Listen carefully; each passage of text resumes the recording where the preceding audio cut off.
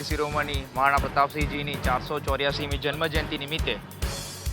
ગત વર્ષની જેમ મહારાણા પ્રતાપ સમિતિ દ્વારા આ વર્ષે પણ ભવ્ય ગૌરવ યાત્રાનું આયોજન કર્યું છે.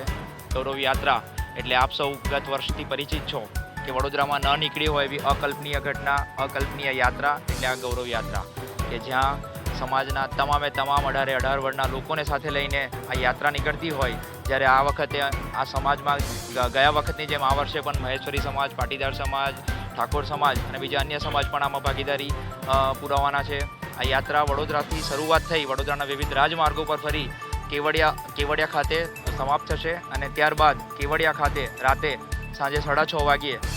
એક સાંસ્કૃતિક કાર્યક્રમનું આયોજન કર્યું છે કે જ્યાં આ ભવ્ય વારસો, ભારતનો આ દિવ્ય અને ભવ્ય વારસો છે એ આજની યુવા પેઢી સુધી પહોંચી શકે. એટલે વાતો આપણા વારસાની, અને આ વાતો આપણા વારસાની એટલે એવો કાર્યક્રમ કે જે આજનો નવયુવાન, આજની ભારતીય પેઢી અને સમાજમાં એક અલગ રીતેની ચેતના જગાવતો કાર્યક્રમ કે જ્યાં આગળ આ યાત્રા કયા સંદર્ભમાં નીકળે છે, આ યાત્રાનો મૂળ ઉદ્દેશ્ય શું છે, એ જો સમજવું હોય તો મને એવું લાગે છે કે આપ સૌને હું નિમંત્રણ આપના માધ્યમથી પાઠવું છું કે સાંજે 6:30 કલાકે કેવડિયા ખાતે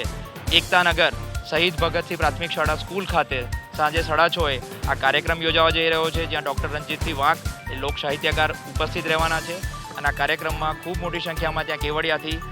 લોકો પણ ઉપસ્થિત થવાના છે. ડભોઈથી જે લોકો આવવાના છે, બુજેઠા, તિલકવાડા, ગરુડેશ્વર અને હું એમ કહું કે કપુરાઈ, તમામ જગ્યાએથી અલગ અલગ જેમ જેમ યાત્રા આગળ વધશે એમ બધા લોકો યાત્રામાં જોડાતા જશે. हमसे जुड़े रहने के लिए हमारे YouTube चैनल को सब्सक्राइब करें और नई वीडियो की नोटिफिकेशन के लिए बेल आइकॉन को दबाएं.